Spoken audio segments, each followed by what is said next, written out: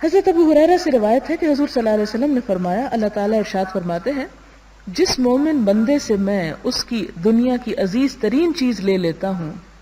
यानी प्यारी तरीन चीज उससे ले लेता हूँ, और वो उस पर सवाब की उम्मीद पर सब्र करता है, तो उसके लिए मेरे पास जन्नत के सिवा कोई सवाब नहीं, यानी उसे फिर जन्नत उसके लिए लाजिम हो जाती है। हजरत उसामा बिन जैद से रिवायत है, फरमाया हुजूर सल्लल्लाहु अलैहि वसल्लम की साहबजादियों में से एक साहबजादी ने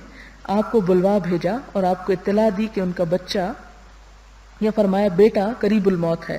आपने कासिद से फरमाया उसके पास लौट जाओ और उसे बताओ कि जो कुछ अल्लाह ताला ले ले वो भी उसी का है, और जो हमें अता फरमाए वो भी उसी का है, और अल्लाह ताला के यहाँ हर काम एक मुकर्रर वक्त पर अंजाम पजीर होता है, और उसे हुक्म दो कि सब्र करे और अल्लाह ताला से सवाब की उम्मीद रखे।